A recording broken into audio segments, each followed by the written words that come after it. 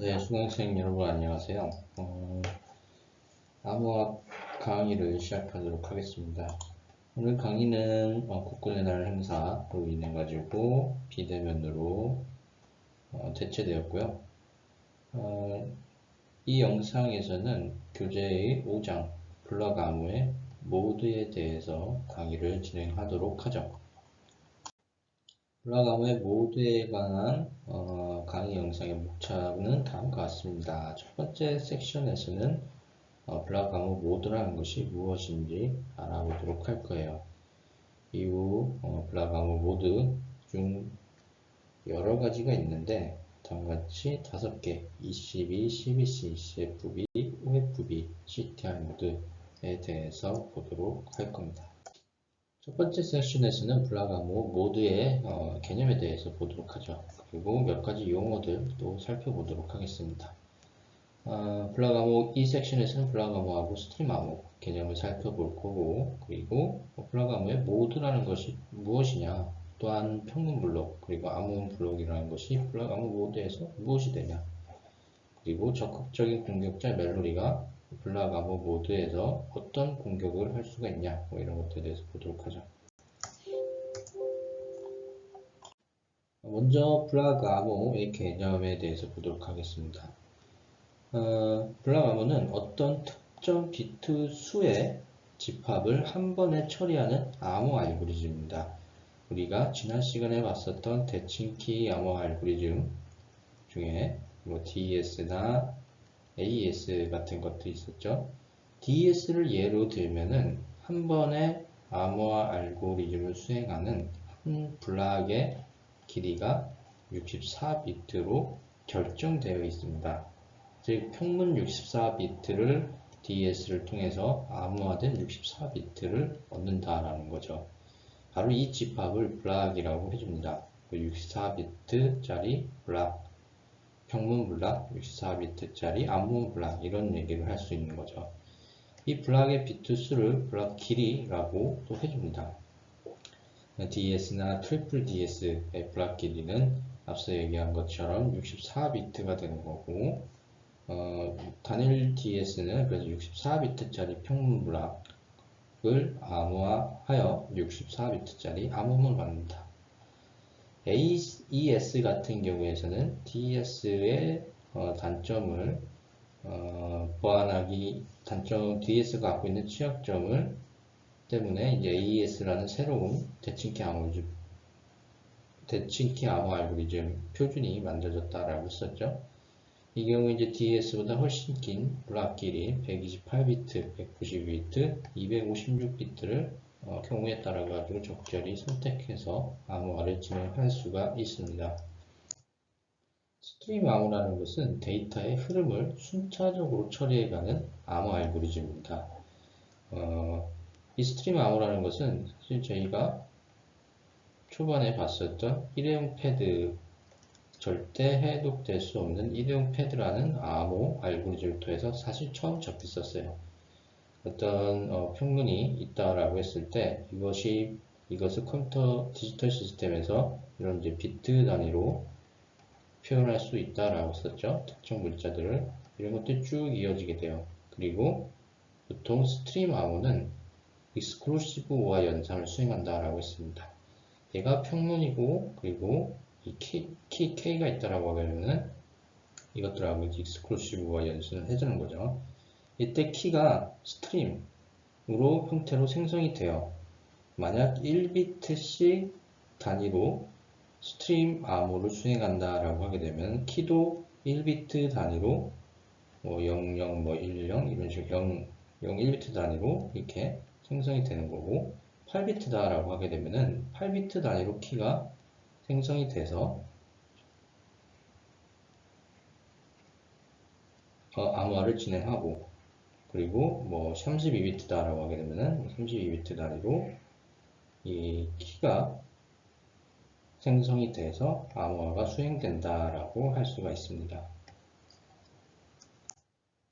자, 모드란 그럼 뭘까요?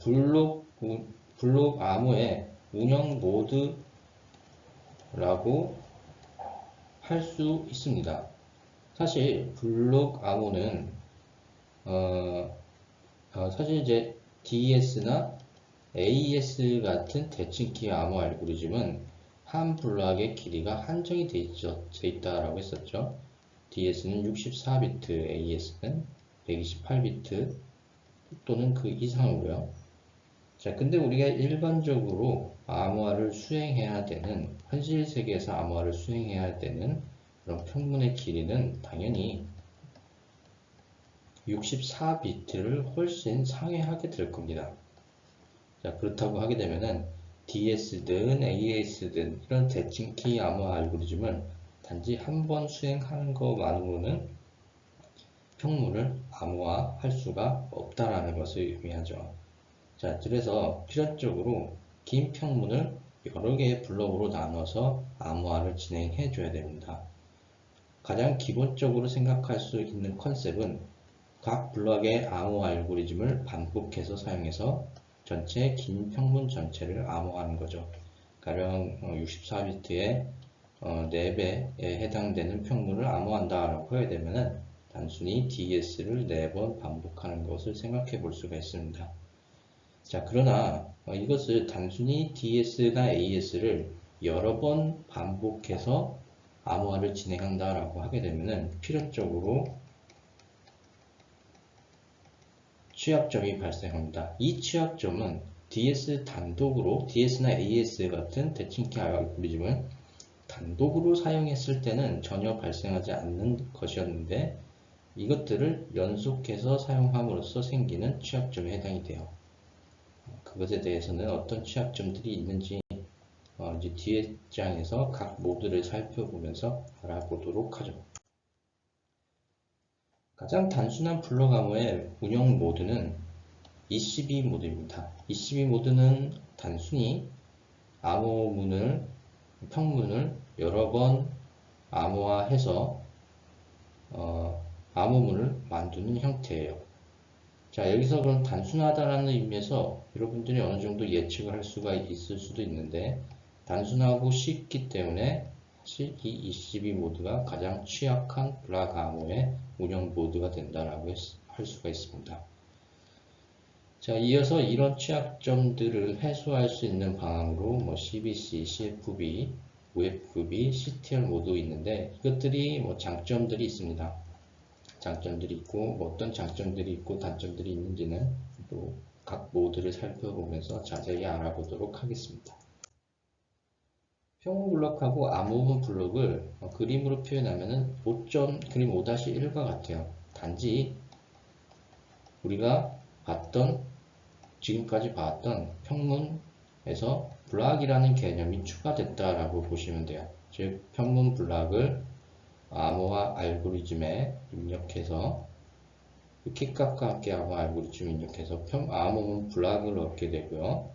여기 이제 블록 암호의 운영 모드가 어떠냐에 따라 가지고 여기서 평문 블록을 처리하는 방식이 각각 상이하다라고 할 수가 있는 거죠.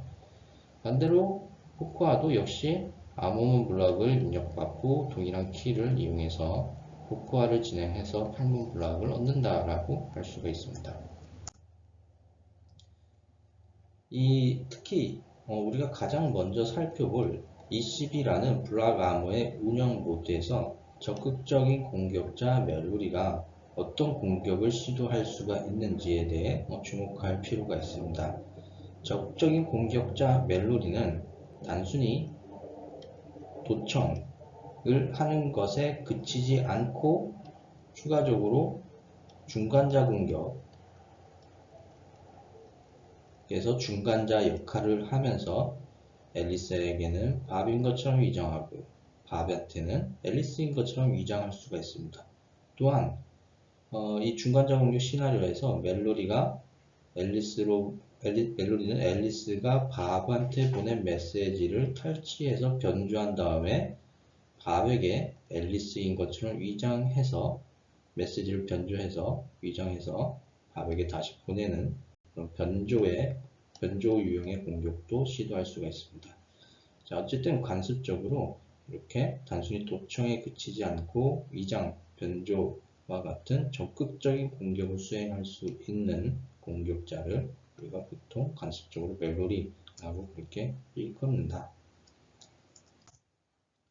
자, 먼저 ECB 모드에 대해서 보도록 하죠. ECB 모드는 가장 단순한 블록 암호의 운영 모드다라고 했습니다.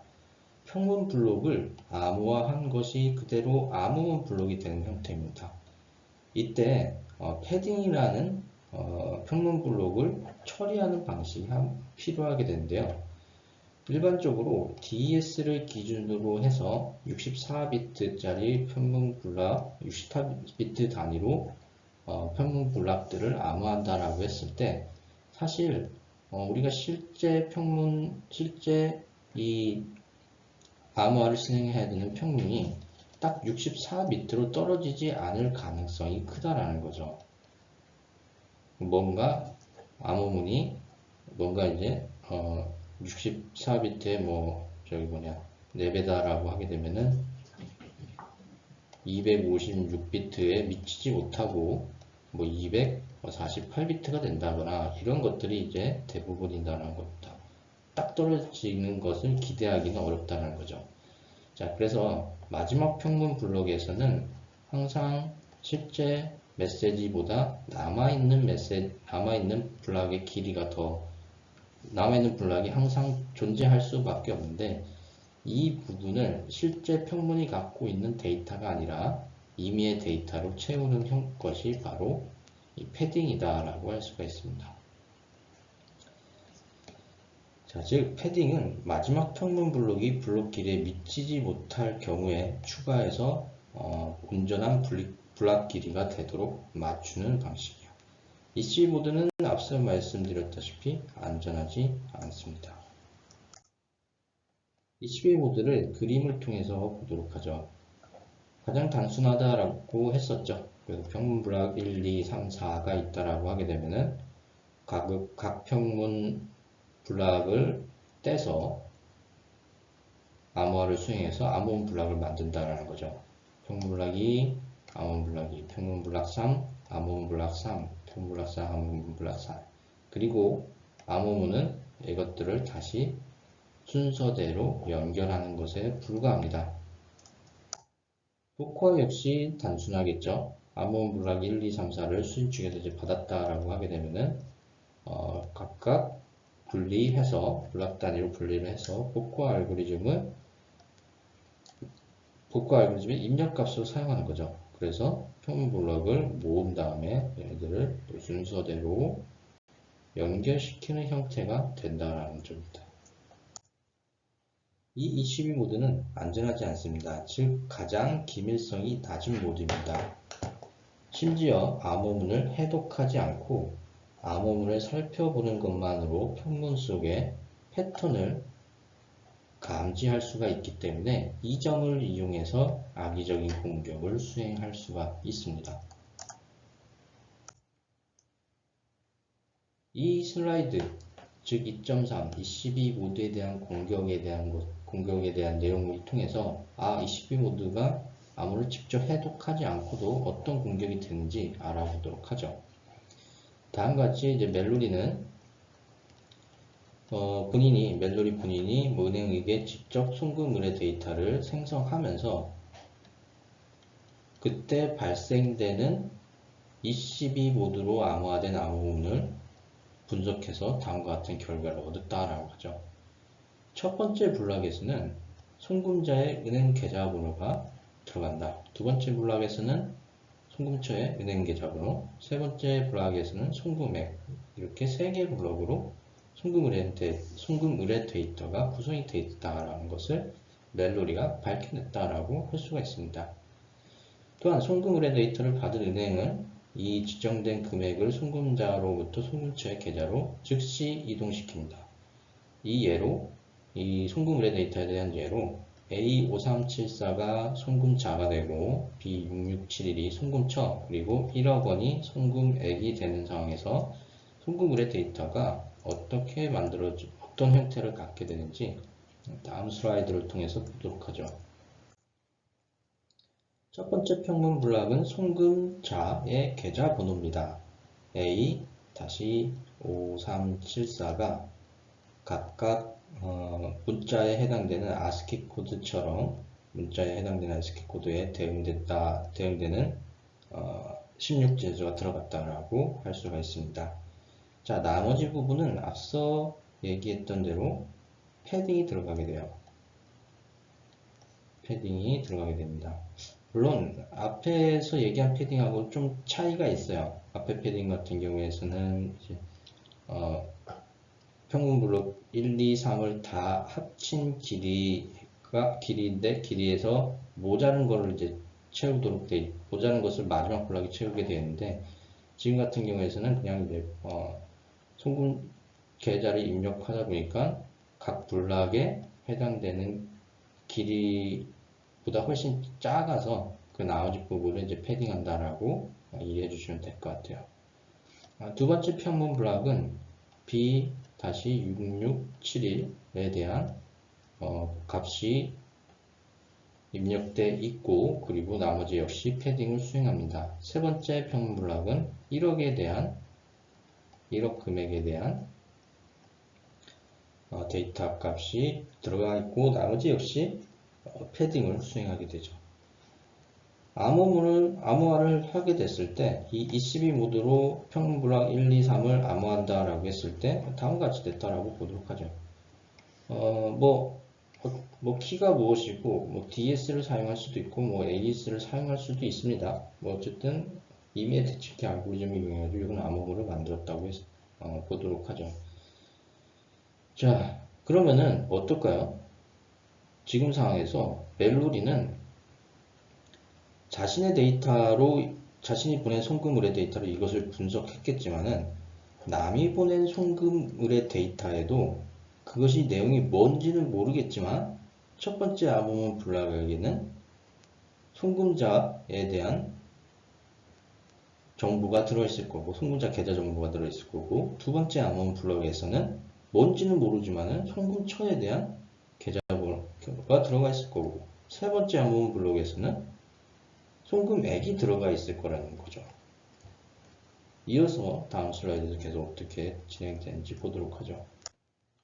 자, 결과적으로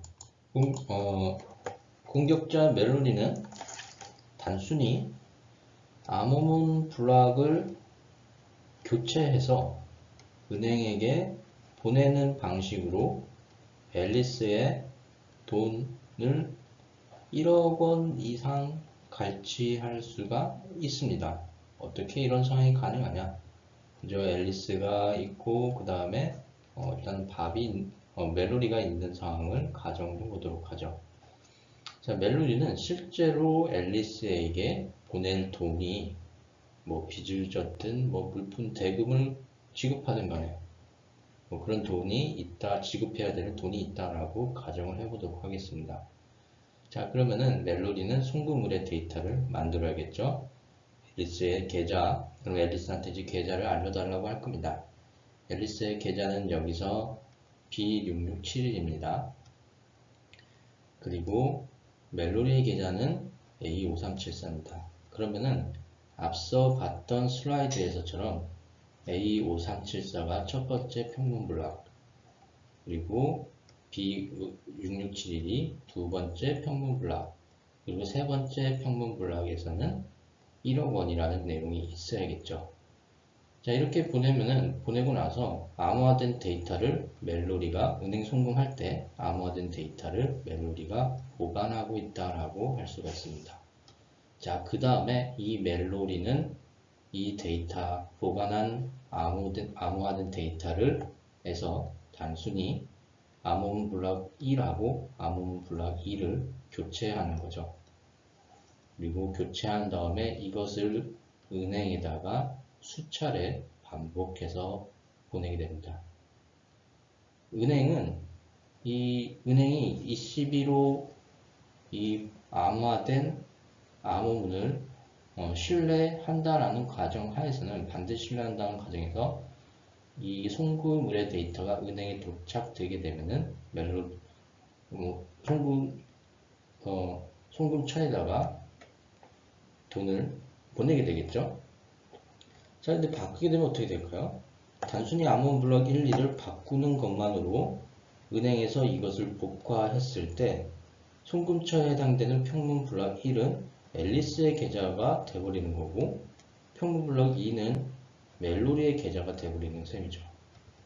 그리고 평문블럭 3 그대로 둔 1억 원이 되게 됩니다. 즉 멜로리는 암호문 블럭을 단순히 교체하는 것만으로 송금 의뢰 데이터에 송금 계좌, 송금처와 송금자를 바꾸게 돼서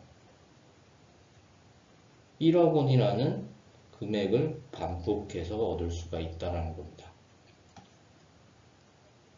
이는 ECB가 단순히 평문 블럭을 암문 블럭을 순서대로 암호화해서 암문 블록을 만든다는 그런 단순한 단순한 처리 방식으로부터 비롯된다라고 할 수가 있다는 거죠. 정리하자면 원래 송금 의뢰 데이터는 A5374, 즉 멜로리의 계좌에서 B6672 앨리스의 계좌로 1억 원을 송금하라는 지시였는데 멜로리가 암호문 블럭 1, 2를 교체하는 방식으로 거꾸로 멜로리의 계좌, 앨리스의 계좌, B667에서 멜로리의 계좌 A5374로 1억 원을 송금하라는 메시지가 돼버렸다는 겁니다.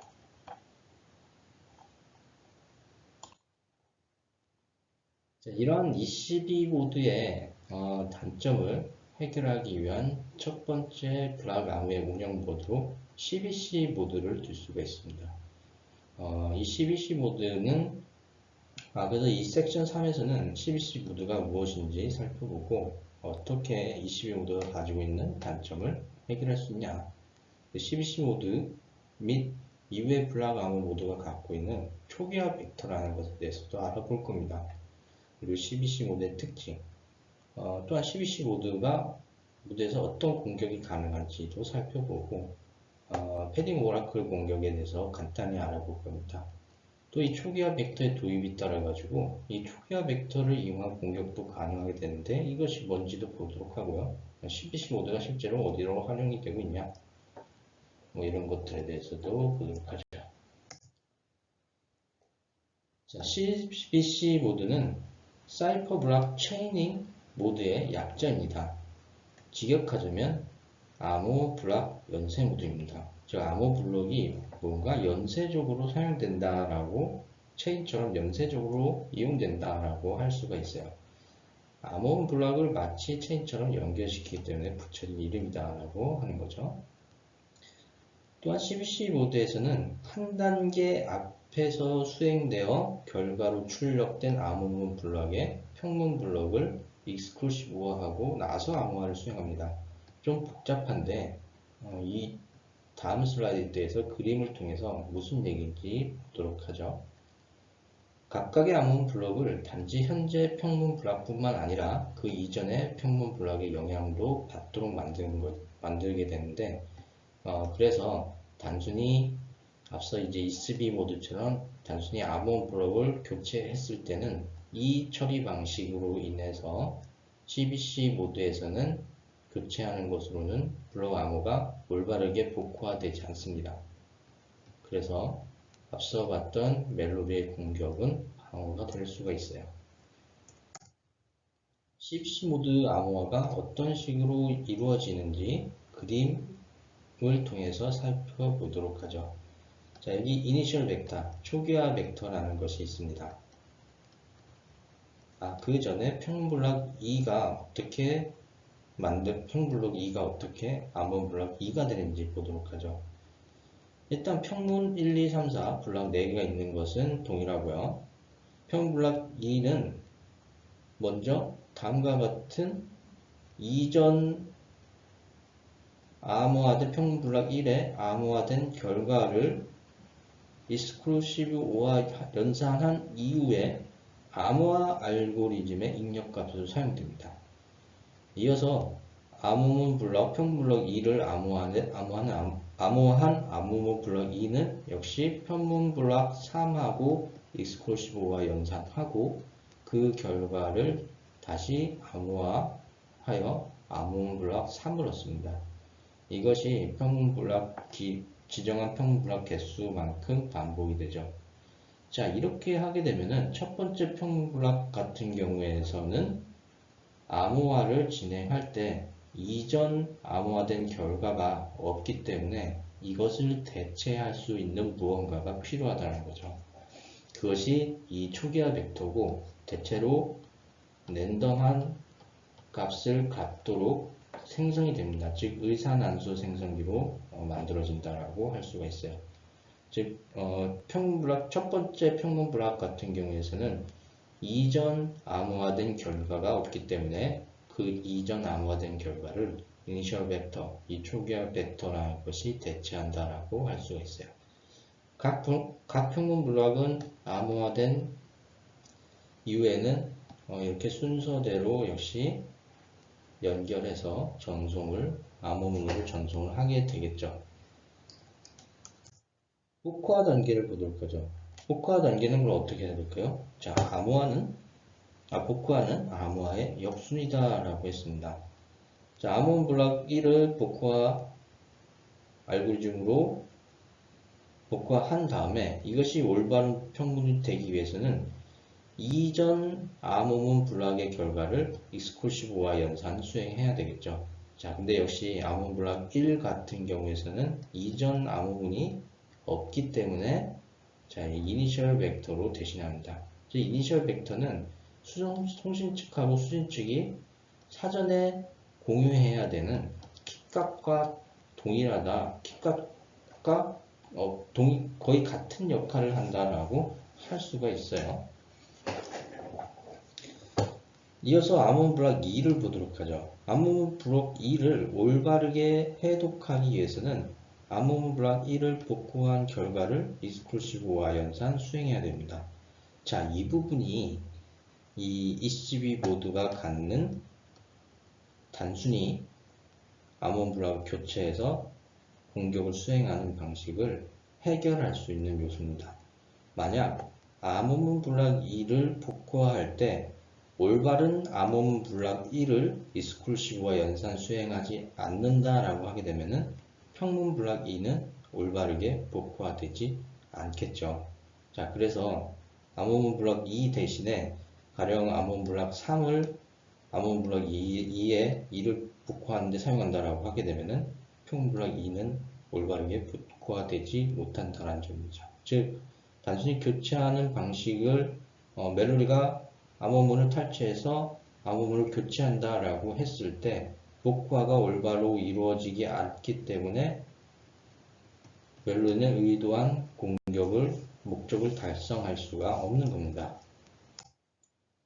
초기화 벡터에 대해서 다시 한번 알아보도록 하죠. Initialization 벡터의 각 한 글자를 따서 보통 IV 이렇게 표시하기도 합니다. 최초의 평문 블록을 암호할 때는 한 단계 앞에 암호문 블록이 존재하지 않으므로 한 단계 앞에 암호문 블록을 대신할 비트열인 한 개의 블록을 준비할 필요가 있는데 그것이 바로 초기화 벡터인 것이죠. 앞서 얘기했던 것처럼 CBC 모드의 주요한 특징은 평문 블록은 반드시 한 단계 앞에 이전 단계의 암호문 블록과 익스클루시브와 연산을 취하고 나서 암호화가 수행이 된다는 점이에요. 따라서 만약 평문 블록 1하고 2의 값이 같은 경우더라도 암호문 블록 1과 2의 값이 같아진다라고 할 수 없고요. 또한 ECB 모드가 갖고 있는 결점이 CBC 모드에서는 나타나지 않는다는 점이죠. 암호문 블록 3을 만들고 싶다면 적어도 평문 블록에 1, 2, 3, 4까지 갖추어 있어야 된다라고도 얘기할 수 있습니다.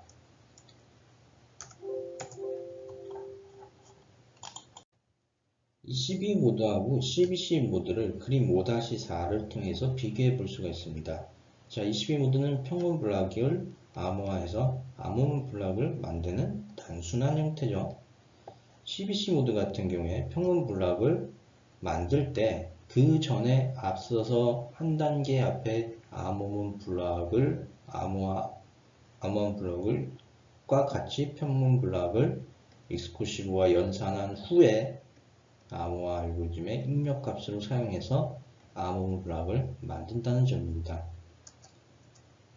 이후에 등장하는 다른 블락 암호의 모두도 대체로 이런 형태를 가지고 있는데 익스클루시브와 연산을 누가 하냐 또는 익스클루시브와 연산을 암호화 수행한 다음에 하냐 암호화 수행 전에 하냐 그거에 따라 가지고 각 모드들이 주요한 특징이 구분이 된다라고 할 수가 있어요.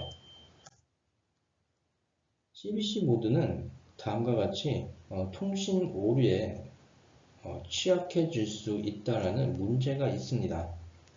자, 여기 그림이 잘못됐는데 평면 블락 4, 3, 2, 1 순서가 아니라 평면 블락 1, 2, 3, 4다 라고 할 수가 있습니다.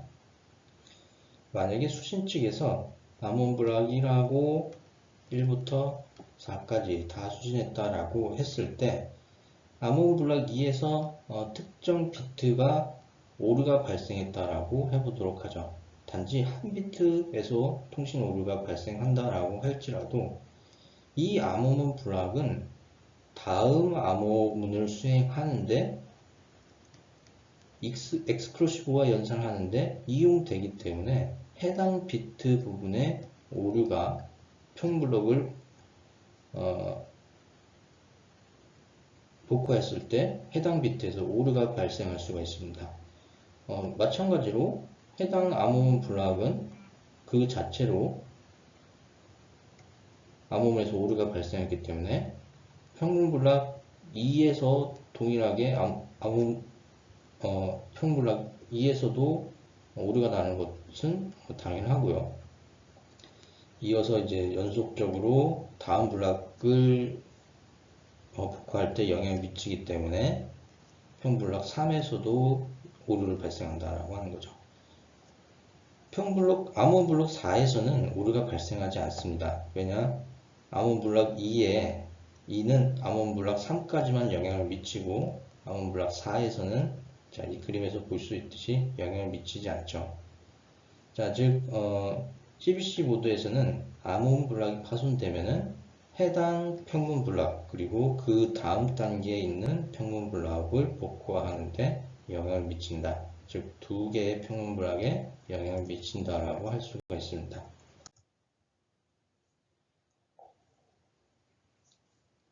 반면 또 다른 경우로 이번에 비트 오류가 아니라 비트가 빠지는 경우를 볼 수가 있어요. 만약에 이제 암호문 블락 2가 뭐 8비트짜리 각 블락이 이제 8비트로 구성되어 있다라고 했을 때 얘는 0에서 얘는 첫 번째에서 8번째 비트 그리고 얘는 9번째에서 16번째 비트 그리고 17번째 이후로 뭐 마지막 17번째 그리고 24비트 여기 25부터 32비트까지 이렇게 되게 되는 거죠. 각각. 자, 이것이 비트가 누락된다는 것의 의미는 암호문 블락 2에서 비트가 누락된다는 것의 의미는 9번째에서 16번째까지의 비트 중에서 어느 한 비트가 전혀 감지가 되지 않았다는 거죠. 그래서 실제로는 한 칸씩 뭐 밀려가지고 한 비트가 누락됐다. 그러면은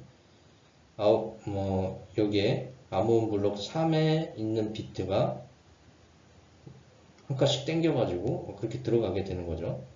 자, 이게 이러면은 비트의 누락은 암호문 블록 2 이후에 모든 블락들을 암호문 블락을 복구하는데 영향을 미칠 수밖에 없습니다. 왜냐? 여기 이제 여기 일단 자기 자신의 여기도 평문 블락 1, 2, 3, 4입니다. 여기고요. 여기서 일단 한 비트씩 빠지게 되면은 자기 자신에 대해서 평문 블럭을 만드는데 오류가 일단 발생할 거고요. 이어서 익스클루시브와 연산 여기도 비트 단위로 이루어지게 되죠. 빠진 비트가 생략이 되면서 익스클루시브와 연산을 하게 될 겁니다. 암호문 블록 네 번째도 마찬가지게 되고요. 그러면은 평문 블록 3, 4 모두 복구하는데 문제가 생기게 된다는 거죠. 이 CBC 모드 같은 경우에는 초기화 벡터를 이용해서 공격하는 시나리오가 가능합니다. 물론 사전에 이 초기화 벡터를 접근하기 위해서 이제 멜로디가 앨리스의 컴퓨터에 PC에 직접 접근해야 되는 권한을 탈취해야 되는 그런 작업이 필요할 수가 있습니다. 자, 그것이 가능한 상황에서 멜로디가 초기화 벡터의 임의 비트를 반전시키는 상황을 생각해 볼 수가 있어요. 만약 초기화 벡터가 뭐 이제 8비트짜리 01, 01, 01, 01 뭐 이렇게 되어 있는데 특정 비트를 0, 0, 뭐 특정 비트 두 번째 비트를 0으로 반정시켜가지고 00, 01, 01, 01 뭐 이런 식으로 만든다는 거죠. 그러면은 암호 블럭 1에 대응하는 평문 블럭 1의 비트를 반전시킬 수가 있죠.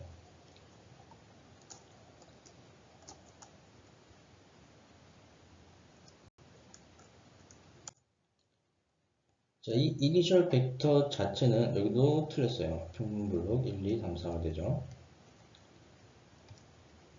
자, 평문 블럭 2, 3, 4에는 영향을 미칠 수는 없지만은 이 이니셜 벡터 값을 이용해 가지고 일부 이니셜 벡터 값을 조정을 해 가지고 복화돼야 될 암호문 블락의 값을 복화된 평문 블락의 값을 조작을 할 수가 있다라는 점이죠. 왜냐면 이 연산 자체는 단순합니다. 가령 복화된 평문이 뭐 0101, 0001, 0001이고 0001이 이제 뭐 문자 A에 대한 ASCII 코드라고 가정을 해보도록 하겠습니다. 자, 이때 이니셜 벡터가 뭐 이제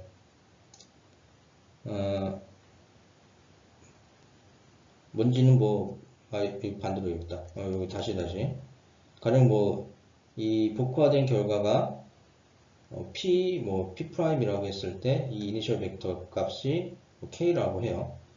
그럼 K하고 P를 이 익스클루시브와 연산한다라고 했을 때 원래 이제 올드한 평문 블락이 01, 01, 01, 01이다. 그러면은 ASCII 코드로 01이 A라고 하게 되면은 A가 뭐 된다는 거죠. 근데 특정 비트를 이 이니셜 벡터의 특정 비트 값을 조작을 한다라고 했을 때 뭐 01이 아니라 이제 뭐 얘를 이제 조작을 하게 되면 익스클루시브 연산을 수행하게 되면 01이 아니라 특정 비트를 뭐 얘를 00으로 만든다거나 나머지 뭐 다 00으로 만든다거나 이렇게 된다는 거죠. 그래서 좀 더 이제 정교하게 그러면 얘가 AAA가 아니라 A보다 0000으로 하지 말고 A를 문자로 했으니까 이 10으로 해보죠. 1010이 가령 이제 문자 B라고 보도록 할게요. 그리고 1010으로 바꾼 다음에 뭐 BBBB라는 식으로 첫 번째 평문 블락만 선택적으로 이렇게 특정 문자로 이제 바꾸는 것이 가능하다는 점이죠. 만약에 지금 뭐 그냥 문자 A냐 B냐 뭐 이 정도 수준만 따졌지만은 대부분 문자를 이런 식으로 조작할 수 있다라고 하고 그것이 어떤 중요한 정보, 뭐 계좌 정보나 뭐 이런 거라고 하게 되면은 이니셜 벡터를 조정하는 것으로 평문 블락 1 값을 조작할 수 있기 때문에 이 효과적인 공격 방식이 될 수 있다는 점입니다. 패딩 오라클 공격이라는 것이 있습니다. 이 패딩 오라클은 일종의 이제 시스템인데 뭐 하는 시스템이냐? 패딩이 블락암 모드에서 패딩이 올바르게 수행이 됐는지 안 됐는지 그것을 체크하는 시스템이에요. 자, 근데 이 패딩이 잘못되면은 어떻게 패딩이 잘못됐는지 이 패딩 오라클 시스템을 운영하고 있는 서버가 클라이언트에게 전송을 해줍니다. 즉 잘못된 이유에 대해서 전송을 해줘요. 그래서 넉하게 얘기하게 되면은 공격자는 패딩 내용을 의도적으로 조금씩 변화시켜 가지고 여러 차례 이 패딩 오라클 시스템을 운영하고 있는 서버에다가 전송하게 돼요. 자, 그것을 이용해 가지고 수차례 이 잘못된 내용을 이 피드백을 수집을 해가지고 수신자가 올바로 복구하지 못할 경우에 오류를 관찰해서 평문에 대한 정보를 취득한다는 거죠. 자, 그래서 패딩을 사용하는 모든 모드에 적용될 수 있습니다. 여기서 이제 조작한다는 것은 블락암호로 블락암호로 만들어진 암호화된 암호문이에요. 여기 이제 패딩 부분을 이제 공격하는 거죠. 그러면 어느 부분 쉽게 얘기해서 패딩이 어디서부터 어디까지냐 이런 거부터 시작해가지고 어디서부터 어디까지가 패딩이 된 거냐 이런 거부터 시작하면 평문이 차지하는 부분하고 패딩이 차지하는 부분 이런 것들에 대한 그런 기초적인 정보 같은 것들도 얻을 수 있고 여러 가지가 가능하다는 겁니다. 초기화 벡터 이제 초기 SSL이나 TLS 같은 이 보안 통신을 제공해주는 프로토콜의 초기 버전이 1.0 버전에서는 초기화 벡터를 이전 CBC 모드로 암호화된 마지막 블록을 사용했어요. 즉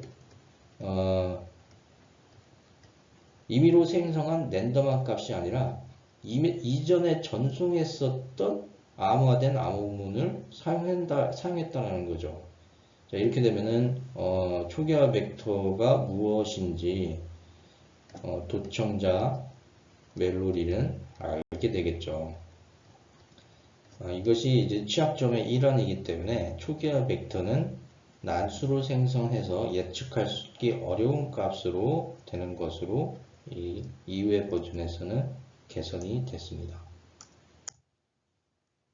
이 CBC 모드는 SSL이나 TLS 같은 네트워크에서 암호화된 통신을 제공해주기 위해 사용되고요. 또 지난 시간에 봤던 트리플 DES에서 ED 모드, 암호화, 복구화, 암호화 모드에서도 CBC가 사용이 되고요. AES에서도 역시 CBC가 사용이 됩니다. CTS 모드라는 것이 있어요. 패딩에 관한 건데 마지막 블록 한 단계 전에 암호화 블록을 패딩으로 대신 이용하는 겁니다. 어떤 이 패딩에 해당되는 가령 앞서 봤었던 to0 값 이런 값들로 쭉 채우게 되면 여기서부터 이제 패딩이 시작된다라고 그런 정보가 그런 식으로 이제 패딩을 할 수도 있는데 이렇게 되면은 물론 암호화 단계에서 이것들이 값이 패딩인 것이 안 보이게 패딩인 것이 확인하기 어렵게 되겠지만은 특정 값이 반복이 된다라는 그런 패턴이 암호를 해독하는데 일종의 힌트로서 작용이 될 수가 있겠죠. 자, 그럴 거면 그렇게 하지 말고 좀 더 이런 부분을 보완을 해야 된다. 그것이 이제 어떤 임의의 문자를 반복하는 것이 아니라 마지막 블록 한 단계 전에 암호화 블록을 패딩으로 대신 사용하는 것이 어떻냐라는 아이디어죠. 여러 가지 이제 패딩하는 방식은 이 CTS 모드로 패딩하는 방식은 ECB나 CBC 같은 모드하고 조합해서 사용이 되게 되고 운영하는 구체적인 방법에 따라 가지고 CS1, CS2, CS3 같은 여러 개의 운영 방식도 존재합니다. 가장 그림 5-C1을 통해 가지고 이 CTS 모드가 패딩을 어떻게 하는지 보도록 할게요. 자, 지금 이제 평문 블럭이 몇 개 있어요. N개 있는 상황이다라고 보도록 할게요. 이 중 P는 마지막 평문 블록, N번째 평문 블록을 의미를 해줍니다. 자, 근데 이 평문 블록은 지금 한 블락의 길이보다 더 짧은 상황이에요. 이때 패딩을 해야 된다라고 했었죠. 자, 그럼 이전 암호화된 결과를 가져와서 패딩을 수행한다라고 했어요. 자, 이 평문 블록 N은 먼저 익스플로시브와 연산을 수행하고 그 결과가 그때 익스플로시브와 연산을 수행하는데 이때 이전 CFB 모드에서는 이전 암호문의 결과를 사용한다라고 했었죠. 자, 그러면은 익스클루시브와 연산을 수행하려면은 길이가 동일해야 됩니다. 이 평문 블록 P하고. 자, 이전 암호문에서 그래서 P에 해당되는 길이만큼만 가져와서 익스클루시브와 연산을 수행해요. p하고 동일한 길이만큼만 가져와서 수행하고, 자, 이 나머지 x를 어떻게 하냐? 이 패딩 하는데 사용한다라는 점이죠. 그래서 길이를 맞추고, 한 블락의 길이를 맞추고 암호화를 진행한다. 그래서 암호 블락을 만든다라는 점입니다.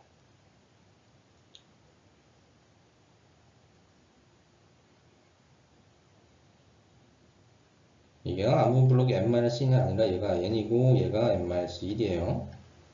그림이 이렇게 됐네요.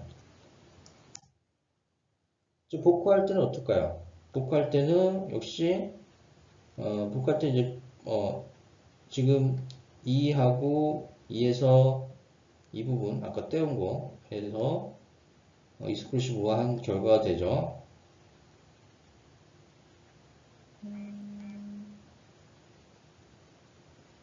여기서 2하고 길이 패딩 부분 즉 x에 해당되는 길이만큼 떼서 갖다 버리고, 그리고 이전 암호문에서 역시 2만큼 가져오게 되면은 이 익스클루시브와 이 익스클루시브와 D가 돼서 동일한 것이 익스클루시브가 되기 때문에 한동안이 되게 되는 거죠. 그래서 D만 남게 됩니다. 그래서 이제 복구화를 수행하는 거죠. 그래서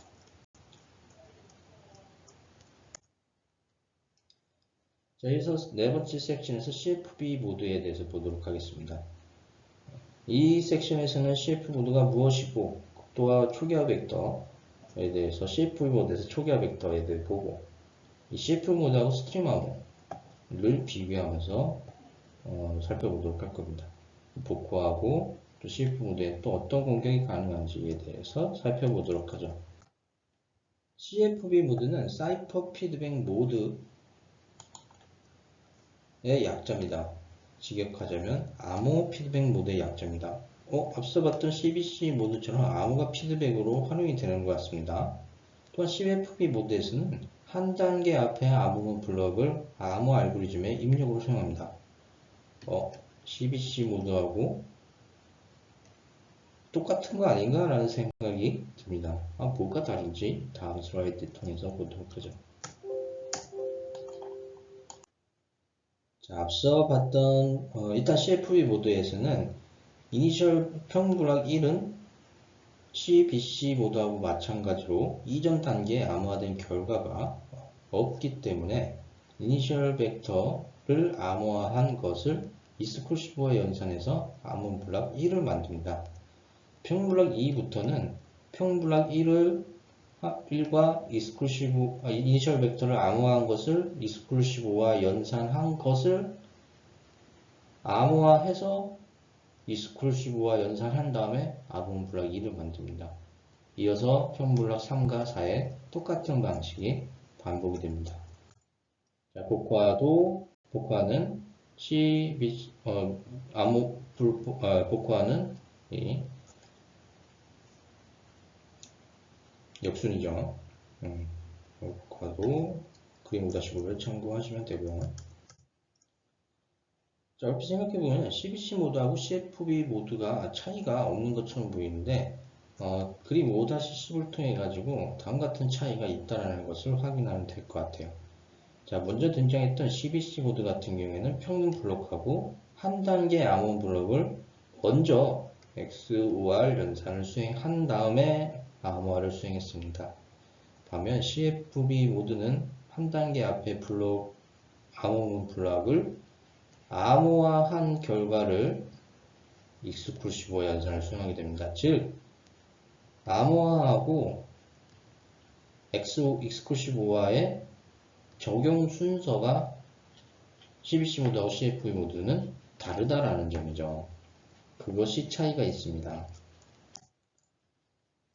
거의 같죠? 그러면 사실상 CBC 모드나 CFB 모드랑 거의 같은데, 자, 그래서 초기화 벡터라는 동일한 방식, 동일한 요소도 필요하게 되고요.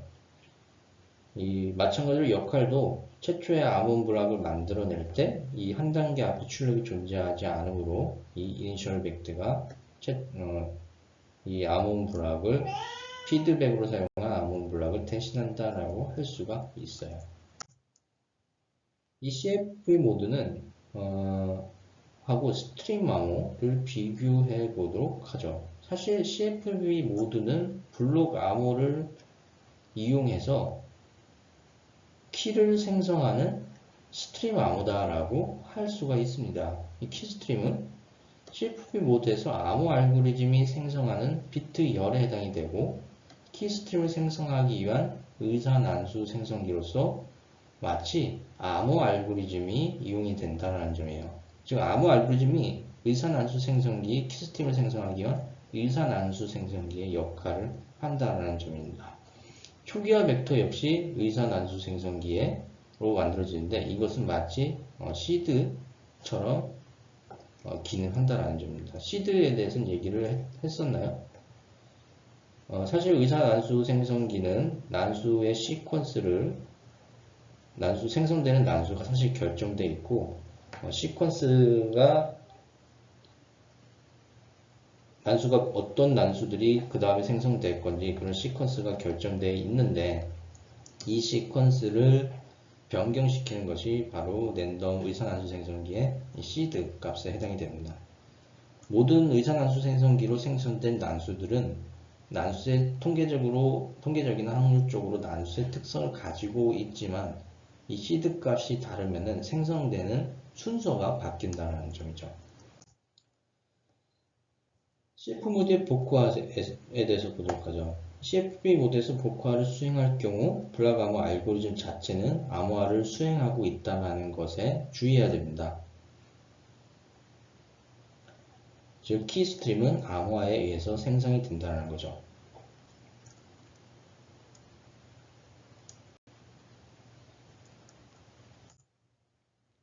이 CFB 모드에서 재전송 공격이라는 것이 가능할 수가 있습니다. 재전송 공격 역시 멜로디에 의해서 이루어질 수가 있는데 어제 받은 앞서 봤던 ECB 모드하고 좀 비슷한 ECB 모드에서 멜로디가 공격한 시나리오하고 좀 비슷하다라고 볼 수가 있어요. 멜로디는 역시 중간자 위치에 있고 앨리스가 이제 밥 또는 은행에게 메시지를 보낸다라고 하죠. 이때 앨리스가 보내는 메시지 CF 모드로 생성된 메시지를 탈취를 해요. 탈취를 해가지고 밥에게 보내는 상황을 가정을 할 수가 있습니다.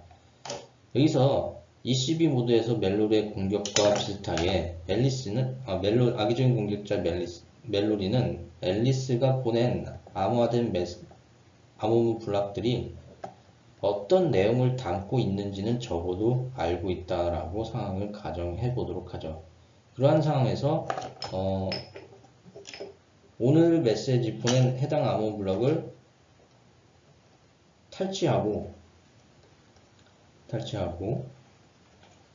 이 메시지가 반복이 됐을 때 나한테 뭔가 이득이 될 거다라고 생각하게 되면은 해당 암호 블록을 그대로 다음날 그대로 그냥 보내버리는 거죠. 그래서 22모드에서 우리가 봤었던 멜로디의 공격과 구분되는 점은 여기서 교체는 일어나지 않는다라는 겁니다. 암호 블락 교체가 일어나지 않는다라는 점입니다. 그래서 만약에 암호 블락을 교체하게 되면은 평균 블락이 제대로 해독이 되지 않겠죠. CBC 모드와 CFB 모드 공통점은 이전 암호문의 결과를 이용해서 복구화를 수행한다는 점입니다. 만약에 A가 B한테 보내는 메시지가 어떤 멜로디한테 이득이 되는 메시지가 있을 수가 있어요. 돈을 보내라. 이 돈을 보내라는 것이 여러 번 반복될 수 있다. 돈을 멜로디에게 보내라라는 그런 메시지가 있겠죠. 예를 들면서 그런 메시지라고 하게 되면 이것이 단순히 반복됐을 때 멜로디한테 또 이것도 계속해서 돈이 들어올 수가 있습니다. 하나의 예고요. 좀 더 구체적으로 보자면은, 아까는 좀 상황이 다른데, 이제 앨리스하고 수신자 밥이 있고, 앨리스가 다음과 같이 이 암호 블락 3개를, 4개를 보내요. 보내는 상황이에요. T는 오늘 시점을 의미해줍니다. 이 Y는 어제 앨리스가 밥에게 보낸 암호 블락을 탈취한 거예요, 멜로디가. 탈취한 거예요. 그래서 얘를 이 중에서 블락 3개를 뭐 이제 복사해가지고 교체해서 오늘 보내는 메시지를 교체를 해가지고 밥에게 보낸다는 거죠. 뭐 이 상황에서는 에러가 나겠죠. 근데 앞서 얘기한 것처럼 요거를 그대로 보낸다라고 하게 되면은 수신자 밥은 에러가 나지 않을 수 있다는 점이죠. T가 이렇게 교체됐을 때 암호블록 2, 3, 4가 교체됐을 때 암호블록 1이 암호블록 2를 해독하는 데 영향을 미치기 때문에 오류가 발생할 겁니다. 하지만 적어도 이 상황에서 어떤 메시지를 조작해 가지고 멜로디가 이득을 취하는 경우는 기대하기는 어렵겠지만은 의도적으로 통신 오류를 일으키는 상황은 분명히 보장받을 수 있습니다.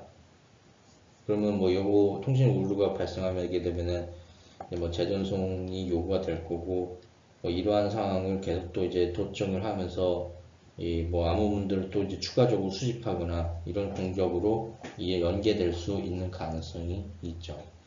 뭐 이러한 문제를 이제 또 해결하기 위해서는 재정송 문제 같은 경우 뭐 암호블록 통째로 보내서 재전송 공격을 수행한다라고 했을 때 이런 문제를 해결하기 위해서는 우리 지난주에 봤었던 인증 같은 그런 추가적인 보안 수단이 필요하게 되는 거죠.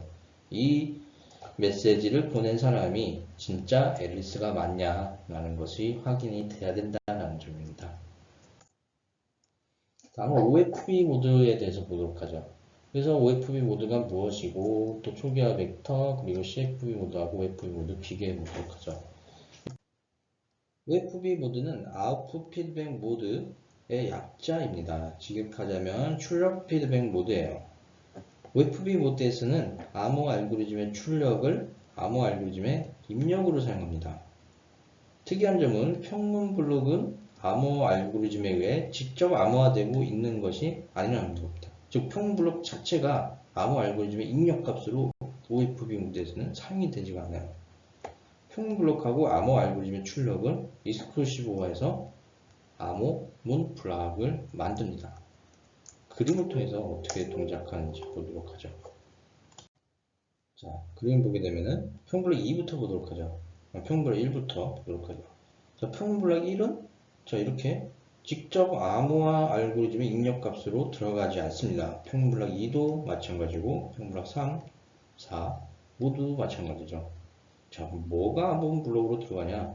평블럭 2를 보도록 하죠. 이전 암호화된 결과가 암호화 알고리즘의 입력값으로 사용되고 그 결과를 익스클루시브와 연산해서 암호문 블록으로 만든다는 거죠.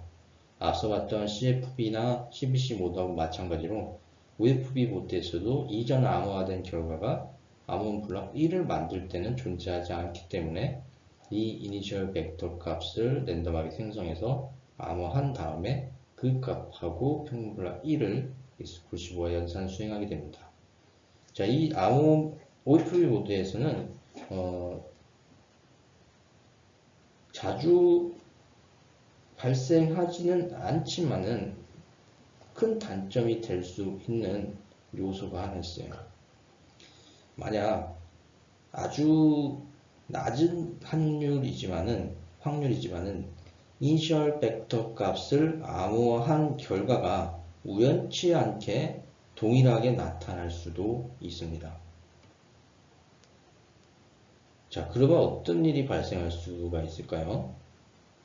확률 자체는 굉장히 낮아요. 근데 만약에 그것이 발생한다라고 하게 되면은 이니셜 벡터 값이 어떤 암호화된 값처럼 보이는 랜덤한 값처럼 암호화된 결과가 아니라 이 K1이 이니셜 벡터 그대로 나온다는 점이죠. 그러면은 여기 또 암호화를 수행해요. 이 암호 알고리즘은 동일한 키 값하고 역시 또 동일한 IV 값을 사용하고 있는 셈입니다. 자, 그럼 또 동일한 이니셜 벡터 값이 나오겠죠? 여기도 마찬가지예요. 자, 그 결과 4개의 평문 블럭은 동일한 이니셜 벡터 값하고 익스클루시브와 연산하는 결과를 가져오게 돼요. 여기도 혼돈이나 확산 이런 얘기를 했었었는데 그렇게 되면은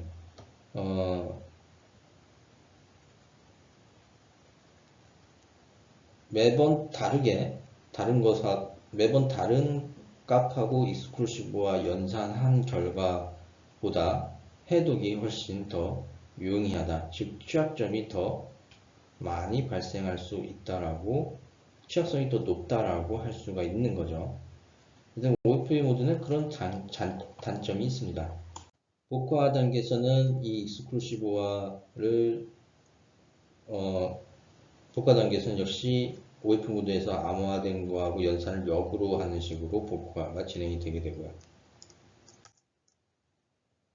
초기화 벡터가 역시 활용이 되고, 이 암호화 때마다 다른 랜덤한 비트열을 이용하는 것이 일반적입니다. CFV 모드하고 OFV 모드를 비교해 보도록 하죠. OFV 모드하고 CFV 모드에서는 암호 알고리즘으로의 단순히 입력만이 다르다.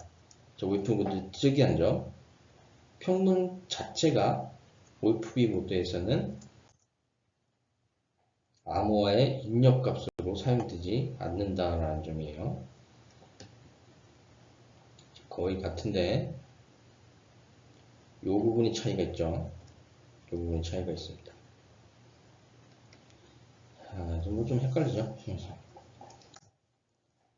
자, 마지막으로 CTR 모드에 대해서 보도록 하겠습니다. CTR 모드는 카운터에서 CTR만 가져와서 이제 이름을 만들었다라고 볼 수가 있어요. 카운터 이제 하나, 둘, 셋, 넷 이런 이제 세는 걸 의미하죠. 이 CTR 모드는 키 값을 일씩 증가해 가면서 사용해요. 어떤 키 값이 정해져 있다라고 해서 첫 번째 블락에서는 거기다가 플러스 1, 두 번째 블락에서는 플러스 2 한 거, 세 번째 블락에서는 플러스 3 한 거, 이런 식이라는 거죠. 그렇게 해서 키 스트림을 만들어내는 스트림 암호입니다. 블락을 암호할 때마다 일씩 증가해가는 카운터를 암호해서 키 스트림 만든다라고 정리할 수가 있습니다. 카운터 초기 값은 뭐 이 정도, 만약 길이가 뭐 이 정도 길이의 이제 16진수들이다라고 했을 때 이 초기 값을 랜덤한 값으로 정해요. 그리고 특별히 이 암호화 때마다 다른 값, 이 논스라고 부르게 됩니다. 난스라고 하는 값을 기초로 해서 작성이 돼요.